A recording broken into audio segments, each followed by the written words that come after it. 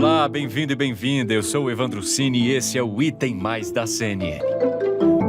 Desde o último domingo, o Egito se tornou o centro do debate mundial sobre mudanças climáticas. Mais de 30 mil delegados de cerca de 200 países devem passar pela nação africana até o dia 18 de novembro para participar da COP27, a Conferência do Clima realizada pela Organização das Nações Unidas. Na abertura dos trabalhos, o secretário-geral da ONU, Antônio Guterres, deu o tom do evento. Estamos em uma estrada para o inferno climático com o pé no acelerador. A humanidade tem uma escolha: cooperar ou perecer. Ou é um pacto de solidariedade climática ou um pacto de suicídio coletivo. No ano passado, durante a COP26 na Escócia, durante a comemoração de 5 anos do Acordo de Paris, os signatários se comprometeram com um prazo de 12 meses para apresentar planos de redução de emissões de gases poluentes. De acordo com a ONU, no entanto, até outubro, apenas 24 governos tinham cumprido o compromisso, e a maioria estava atrasada em relação às metas climáticas.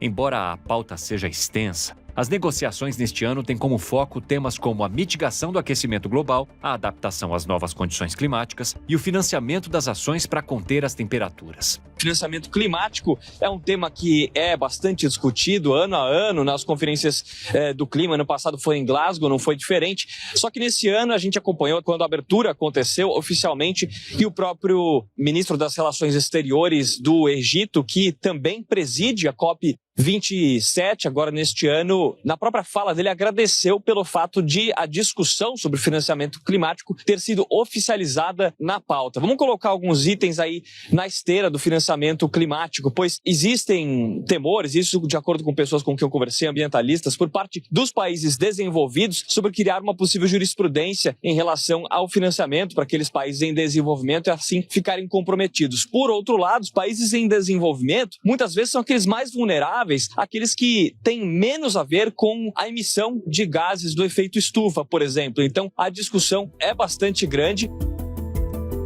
A cúpula do clima deste ano tem outro destaque: o aceno de mudança na política ambiental do Brasil com a sucessão de Jair Bolsonaro pelo presidente eleito Luiz Inácio Lula da Silva a partir do ano que vem.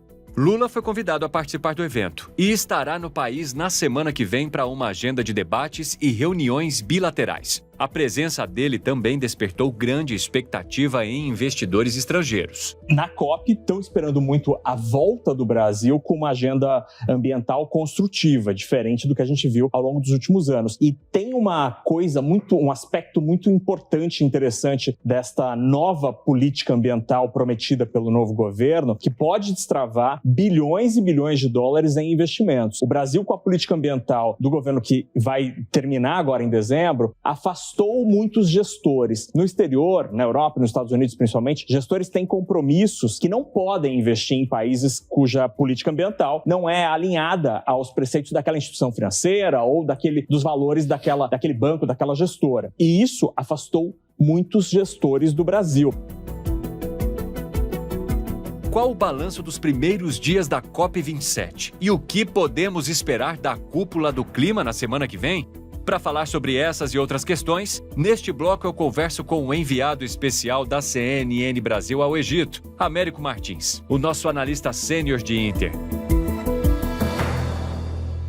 Américo, é um prazer falar contigo. Prazer é meu, Cine, um grande prazer. Américo, eu queria que você contasse pra gente o balanço da COP27 até este momento, antes ainda do presidente eleito Luiz Inácio Lula da Silva chegar ao evento. Cine, eu dividiria em duas grandes áreas aqui a nossa conversa, se você me permite. A primeira, a COP em si, ou seja, as discussões internacionais, as negociações, a posição brasileira e mundial e dos grandes poluidores. E depois eu acho que a gente podia falar especificamente do Brasil com a chegada do presidente Lula. Vamos para o primeiro ponto. Até aqui, a questão da COP, a COP formal, essa discussão aí dos grandes líderes e tal, aconteceu o seguinte: muita conversa e pouca ação. Por quê? Eles receberam aqui mais de 120 chefes de Estado e de governo. Na tradição da ONU, todos eles tiveram mais ou menos o mesmo tempo para falar, entre 3 e 5 minutos, colocando as suas prioridades nacionais e os seus planos para combater o aquecimento global e as mudanças climáticas. Eles, de maneira geral,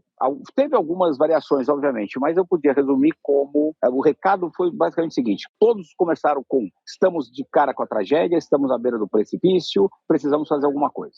No meio, colocaram suas observações de eu faço isso, você deveria fazer aquilo, e não sei mais quem deveria fazer alguma coisa, sem ter grandes conclusões de consenso. E acabavam dizendo: existe esperança, vamos trabalhar juntos. Algumas variações, obviamente, os europeus falaram muito da guerra, as pequenas ilhas que estão ameaçadas com o aumento aí do nível dos mares foram muito duros, dizendo que a sociedade deles está correndo grandes riscos. Mas, na prática, não aconteceu nada até agora. Óbvio, é só o começo das negociações, por isso é que a COP tem 2 semanas. Semana que vem teremos discussões mais duras. E se você me permite, para o segundo ponto, existe uma expectativa enorme com relação à chegada do Lula, que é a semana que vem. Está confirmado pela assessoria dele que ele virá nos dias 16 e 17. E aí é uma outra pegada. Hoje, o Brasil, os aliados do presidente eleito, na verdade, começaram a colocar a sua cara, participaram de debates, participaram de discussões. Então, o Brasil começou a entrar, o novo governo do Brasil começou a entrar hoje nessa jogada. Claro, o Brasil já está aqui representado pelo governo federal, temos um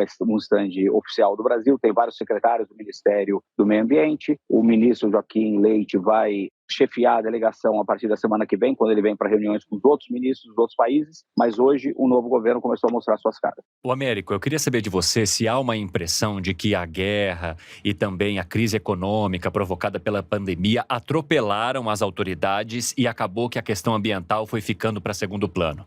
Você está correto, Cine. É isso mesmo. O que está acontecendo? Qual é a grande discussão, na verdade? Nem só nessa COP, nas últimas COPs e provavelmente nas futuras. Existe um embate muito sério, isso eu conversei com negociadores, tá, de vários países aqui. Existe um embate muito sério entre os países desenvolvidos, os países ricos, e os países em desenvolvimento. Porque lá atrás ficou acertado que os países ricos, os países desenvolvidos, deveriam pagar mais pela recuperação aí, pelo combate às mudanças climáticas, porque historicamente foram eles que mais poluíram. Eles têm uma responsabilidade maior nessa negociação. É verdade. É, exatamente, né?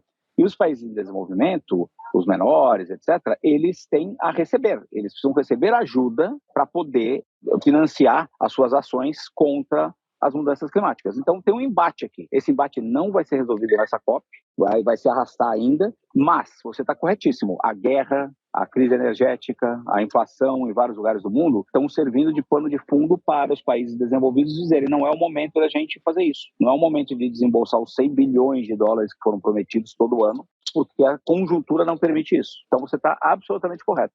Américo, eu queria saber de você já mencionou que a delegação brasileira está aí, o ministro do Meio Ambiente está por aí, mas eu queria saber como é que essas pessoas têm transitado entre as autoridades mundiais, e eu gostaria de saber também sobre a presença de Marina Silva, né, que é tão reconhecida pela defesa que faz do meio ambiente, pelo trabalho que executou na primeira gestão de Lula, e principalmente sobre a expectativa dela a assumir uma nova gestão. Bom, primeiro só um detalhe, o ministro ainda não vem, o ministério está aqui, Sim. Mas o ministro Joaquim Leite só vem a semana que vem, porque ele vem para a reunião de cúpula dos ministros. Mas o ministério está representado. O governo brasileiro, o Estado brasileiro está representado. Temos que lembrar que vários negociadores são funcionários de Estado. Então, por exemplo, o pessoal do Itamaraty são muito qualificados, muito bons, vem fazendo esse trabalho há bastante tempo. Na COP26 conseguiram o Brasil teve um papel muito importante. Eles estão aqui, eles estão negociando e eles falam de igual para todo mundo. É muito interessante ver isso, entendeu? Porque na mesa de negociação da ONU é uma questão de, não interessa se você é uma potência nuclear ou uma pequena ilha, você tem um espaço ali para falar, e o Brasil tem muito peso nessa discussão, né, Cine? Por conta da floresta amazônica, por exemplo, certo? E as florestas todas. Então tem um peso enorme ali. Então eles estão aqui presentes, eles estão negociando, eles estão falando com os vários negociadores do mundo. Você me perguntou sobre a Marina, conversei com ela e com a Isabela Teixeira, as duas ex-ministras do meio ambiente, que inclusive estão cotadas a eventualmente voltar para o cargo, né? Exatamente. A Marina tem as duas, na verdade, viu, Cine? As duas têm têm um impacto muito grande aqui. Elas são muito respeitadas nessa comunidade, né? A Isabela Teixeira liderou hoje uma discussão importantíssima aí com o pessoal da República Democrática do Congo e da Indonésia sobre uma coalizão de florestas, para salvar as florestas. E a Marina, eu também conversei com ela, conversei com as duas aí sobre a possibilidade de ministério. Nenhuma das duas, obviamente, quis se comprometer. Nas palavras da Marina, ela não ia nem comentar muito, porque ela não queria constranger ou criar nenhum tipo de constrangimento ao novo governo se candidatando a algum cargo. Ela não faria isso, ela não precisa se candidatar, né? As duas são nomes muito fortes, fizeram trabalhos muito reconhecidos até internacionalmente. Então, e a Marina aqui, eu percebi ela passando aí pelos corredores aí, sendo muito bem recebida. Ela teve uma reunião com o John Kerry hoje de manhã, um enviado especial dos Estados Unidos, parece que foi uma reunião produtiva. Ela teve uma reunião também com a vice-presidente da Colômbia e vai ter uma série de reuniões aí até a chegada do presidente Lula. E a Isabela também vai ficar por aí. Então, foi a chegada desses aliados do novo governo, né? Que causaram uma impressão nesse público, né? Que esse público da sociedade civil, das ONGs e tal, foi muito expressivo. O governo brasileiro, né? O governo federal, Itamaraty e tal, já estavam atuando aqui bastante, estão sendo muito pesados também aí, estão sendo muito atuantes aí nas negociações, mas é uma coisa um pouco menos visível, né? Porque não é super estrelas do meio ambiente que estão circulando por aqui ainda, né? América, eu gostaria de saber para quais pontos a gente deva manter a atenção nos próximos dias e, principalmente, o que é esperado do Brasil nessa COP27. Vamos lá, Cine. O primeiro ponto que a gente tem que prestar atenção é esse embate entre os países desenvolvidos e os países em desenvolvimento. Isso que eu acabei de falar no início da nossa conversa. Vamos ver até que ponto os países desenvolvidos topam ir com relação a essa questão de financiamento e ajuda aos países menos desenvolvidos. Esse é o primeiro ponto. O segundo ponto é ver se teremos algum progresso na discussão sobre perdas e danos, que é o seguinte: países que já sofreram e já vêm sofrendo grande impacto ambiental e precisam de uma ajuda dos países mais desenvolvidos, uma ajuda direta ali para compensar perdas que eles já tiveram. Essa discussão nunca aconteceu numa COP. A primeira vez que foi colocada em discussão foi agora, mas uma coisa é entrar na pauta, outra coisa é ter a gente sabe, né? Uma coisa é entrar na pauta, outra coisa é ter resultado. Então, vamos ver se tem algum avanço ali. E o terceiro é se existe alguma novidade, alguma decisão aí sobre os combustíveis fósseis, que são o grande vilão aqui. Todo dia tem um monte de manifestação, pequenas manifestações de jovens e de entidades contra os combustíveis fósseis. Isso é uma grande questão. E você pergunta do Brasil. Eu acho que tem duas expectativas distintas aqui. Primeiro, do atual governo. O ministro Joaquim Leite vem aqui a semana que vem, vai fazer alguns anúncios, vai participar das negociações. O Itamaraty continua negociando como Estado, obviamente, né, e vários técnicos do Ministério do Meio Ambiente também, e vai ter uma grande novidade ali que o ministro, ele acabou de soltar uma nota agora, o Ministério do Meio Ambiente, anunciando essa aliança formalmente, assinando de fato, colocando de pé uma aliança entre Brasil, República Democrática do Congo e Indonésia para a preservação das florestas. Esses três países sozinhos são donos de 52% de todas as florestas nativas intocadas no mundo. Nossa. É impressionante, né? 3 países têm isso. E aqui está se falando muito que a aliança desses 3 pode criar a OPEP das florestas. Interessante, né? Interessante. A OPEP das florestas, que seria o seguinte: vamos juntamente aqui determinar, por exemplo, o preço do crédito de carbono que a gente vai vender, já que as nossas florestas capturam carbono e os países que não vão atingir suas metas podem comprar carbono, então vamos determinar aqui quais são os preços. Então, isso vai ser já anunciado a semana que vem, é uma negociação que vem vindo aí sobre o comando aí do Joaquim Leite há algum tempo. E tem uma outra expectativa, que é a expectativa futura. Inegavelmente, a chegada do presidente eleito Lula na semana que vem vai ser muito bem recebida por muita gente. Esse é o ambiente dos ambientalistas, né, muito favorável às políticas propostas pelo presidente Lula, e pela Marina, e pela Isabela Teixeira, etc. Então, existe uma expectativa muito grande do que o presidente Lula vai propor aqui, né, em relação ao meio ambiente, e existe, inclusive, uma expectativa, pelo menos entre aqui os brasileiros, etc., todo mundo que você conversa, que ele faria um anúncio grande a semana que vem, que poderia ser o nome do ministro ou da ministra do Meio Ambiente e, eventualmente, do ministro ou da ministra dos Povos Originários, o ministério que ele gostaria de criar, que ele anunciou e fez uma promessa de criação. E existe ainda uma outra possibilidade dele criar aquele cargo de enviado especial para o clima, como tem o John Kerry nos Estados Unidos, que, eventualmente, a Marina Silva, por exemplo, seria um excelente nome para isso, pelo que se fala aqui. Então existe essa expectativa interna, vamos dizer assim, também dos brasileiros que estão acompanhando aqui a Copa. Américo Martins, muito obrigado, boa sorte e boa correria, né? Já que ela de fato vai acontecer para vocês. Muito obrigado, Cine. Sempre um prazer participar e sempre um prazer conversar com você. Forte abraço. A recíproca é verdadeira. Um grande abraço, até mais.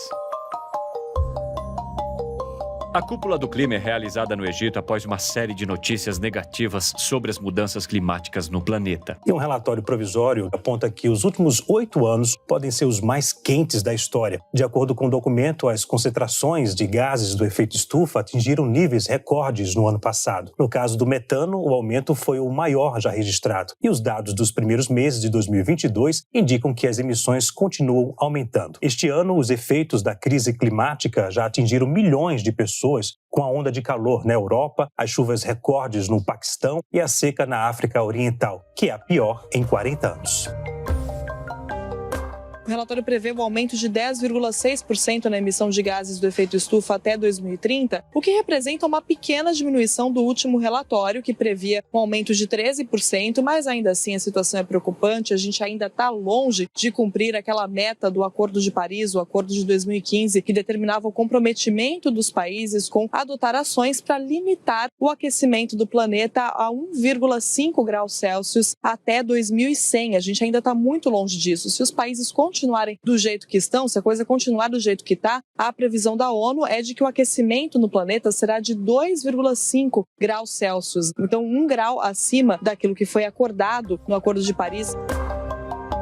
Em um cenário em que a maioria dos países segue distante de cumprir os compromissos firmados na COP26 no ano passado na Escócia, quais são as ações necessárias para conter os impactos do aquecimento global? Neste segundo bloco, nós vamos falar sobre os principais pontos de preocupação para o futuro do planeta na área ambiental. Para falar desse assunto, eu converso agora com a Thelma Krug, vice-presidente do painel intergovernamental sobre mudanças climáticas. Oi, Evandro. Um prazer estar falando com você aqui de Sharm el-Sheikh, no Egito, participando dessa Conferência do Clima. Qual o maior desafio para a comunidade internacional nas negociações sobre o clima? E até que ponto a COP27 pode adotar medidas que tenham um efeito prático para conter o aquecimento global? Bom, qualquer acordo multilateral tem muitos desafios. Então, sob o arcabouço das Nações Unidas, esses desafios são ainda maiores, né? Porque se buscam acordos consensuais. Então, considerando que a Convenção Quadro das Nações Unidas sobre Mudança do Clima, onde estamos agora, conta com 196 governos-membros, você pode imaginar a dificuldade de se consensuar textos que envolvem vários temas sensíveis. Um dos temas que essa convenção está tratando aqui em Sharm el-Sheikh, ou está se aprofundando, eu diria, é o tema de perdas e danos. O que significa isso? É como compensar os países, não é, que estão sofrendo os impactos da mudança do clima, incluindo através de eventos extremos mais frequentes e intensos, e por esses países que foram os que menos contribuíram para o aquecimento atual, que está em aproximadamente 1,1 graus Celsius acima dos níveis pré-industriais. Então, aí você pode imaginar como esse tema é de uma sensibilidade máxima. Então, enquanto, por exemplo, as pequenas ilhas, né, as ilhas em desenvolvimento, estão aí sofrendo muito com os impactos dos eventos extremos, quem paga, vamos assim dizer, ou quem compensa pelas perdas e danos que são substantivos, né? Mas, então, é claro que esses eventos extremos sempre aconteceram. A questão é que a contribuição humana para o aquecimento global realmente está provocando esse maior aumento da frequência, intensidade e duração, eu diria, desses eventos extremos, né? Eu queria saber também, se as tendências atuais de aumento das temperaturas médias forem mantidas, quais as consequências mais significativas que podemos esperar no meio ambiente? Bom, cada incremento da temperatura média global traz com ele maiores impactos e riscos de impactos, não é? Tanto para os sistemas humanos quanto o sistema natural. Então, algumas mudanças já observadas não têm precedente nos arquivos observacionais. Como, por exemplo, um exemplo que eu vou te dar é que a concentração de dióxido de carbono na atmosfera em 2019 chegou em níveis não observados em pelo menos 2 milhões de anos. E aí tem uma série de outras mudanças que são observadas. A taxa de elevação do nível do mar, na última década, né, foi uma das mais altas. Então, você tem, como eu já mencionei, essa questão da maior frequência, intensidade e duração dos eventos extremos. Você tem a questão do derretimento das geleiras e a perda de massa de gelo no Ártico. Você tem a perda dos sistemas únicos e ameaçados, como, por exemplo, os hotspots de biodiversidade, os nossos tão conhecidos corais de águas tropicais. Outro efeito são a extinção de espécies, que já está acontecendo. Então, são apenas alguns exemplos, né, dos efeitos da mudança do clima e que vão ficando cada vez piores à medida em que o aquecimento vai aumentando. Como o Brasil pode contribuir para os esforços internacionais de combate ao aquecimento global? O Brasil tem um enorme potencial de contribuir para a mitigação da mudança do clima, ou seja, contribuir para a redução das emissões de gases de efeito estufa, né? Ou fortalecer suas florestas. Então, as duas coisas estão relacionadas. Ou seja, a maior contribuição que o Brasil pode dar hoje está realmente na redução ambiciosíssima das emissões relacionadas ao desmatamento. Particularmente o desmatamento na Amazônia, né? E a gente, claro, tem nosso sistema de energia, é um sistema com já baixas emissões por causa do nosso histórico, né? Tanto em termos de a gente ter a maior parte da nossa eletricidade via hidrelétricas, quer seja também pela questão de nós termos biocombustíveis, né, sustentáveis, ou seja, são renováveis. Então, a gente tem no setor de energia não um problema tão grande quanto outros países enfrentam. O nosso maior problema está relacionado mesmo à questão do uso e mudança de uso da terra. Então, esforços na área de agricultura e na área de redução de emissões pelo desmatamento e pela degradação florestal são exemplos assim, muito claros e que são alcançáveis, são plausíveis, né? O Brasil já fez isso no passado, de 2004 até 2012, reduziu 80% do desmatamento na Amazônia legal, e é claro que não é uma tarefa fácil, a gente sabe disso, e tornou-se muito mais difícil agora, não é? Por causa de todas as concessões e o desmantelamento, não é? Das instituições que o Brasil tinha antes de 2019. As previsões pessimistas sobre o impacto ambiental das mudanças climáticas são um motivo de grande preocupação para todos. Mas quais as alternativas que contribuem para uma perspectiva mais otimista, de caminhos que permitam imaginar o futuro de desenvolvimento sustentável? Bom, uns resultados do relatório do painel intergovernamental sobre mudança do clima é que existem hoje opções para reduzir pela metade as emissões de gases de efeito estufa e fortalecer os sumidores de gases de efeito estufa, isto relativo a 2019 até 2030, né? Ou seja, você teria opção hoje para reduzir pela metade até 2030 as emissões relativas a 2019. É claro que existem as tecnologias, né? Existe essa possibilidade, existe esse potencial, tanto potencial técnico como potencial financeiro, mas há barreiras que precisam ser enfrentadas, né? Inclusive barreiras de natureza institucional, ambiental, sociocultural, financeira, né? Ou tecnológica. Então, é importante, para se assegurar um futuro mais sustentável, seria mesmo reduzir rápida e ambiciosamente as emissões de gases de efeito estufa, fortalecer os sumidores, que seriam as nossas florestas, né? Grande sumidor de dióxido de carbono, e também pela recuperação, por exemplo, de áreas degradadas, né? Reduzindo as emissões por desmatamento e por aí nós vamos. Então é isso, Evandro. As discussões aqui continuam intensas, né? É claro que o tema de perdas e danos é um dos temas que está sendo abordado aqui, mas outras formas também de se acompanhar a ambição que os países estão demonstrando ter de reduzir as suas emissões, como é que isso é acompanhado, a questão de fazer uma transição justa, né, para um desenvolvimento de baixo carbono, ou seja, essa diferenciação entre países desenvolvidos e países em desenvolvimento, ela continua, né? Ela já foi mais forte, vamos assim dizer, quando se criou a Convenção do Clima, mas, obviamente, a questão das responsabilidades comuns, porém diferenciadas, ela continua. A questão da busca pela equidade, né? A busca por uma transição justa para trajetórias de desenvolvimento de baixo carbono ou trajetórias de desenvolvimento resilientes, né, à mudança do clima, ela realmente é também uma das pautas aqui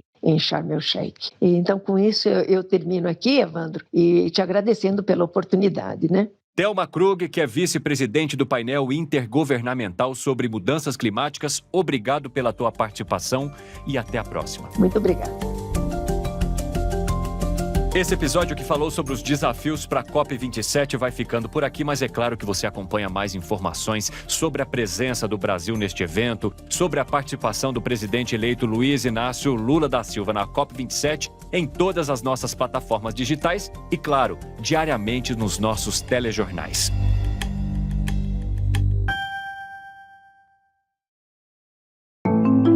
Este podcast foi apresentado por mim, Evandro Cini, e produzido pela Maremoto para a CNN Brasil. O roteiro e a pesquisa são do Lucas Scherer. Revisão editorial Maremoto, Amanda Mira. Pauta e produção do Danilo Santana e da Cecília Fernandes. Edição e sonorização Murilo Lourenço. Coordenação geral Paula Weinberg e Felipe Gomes. Coordenação de produto é da Verônica Schneider. E a coordenação editorial do Diego Toledo. Você também pode ouvir o Item Mais no site da CNN Brasil e aproveite para conhecer os nossos outros programas em áudio. Acesse cnnbrasil.com.br/podcasts.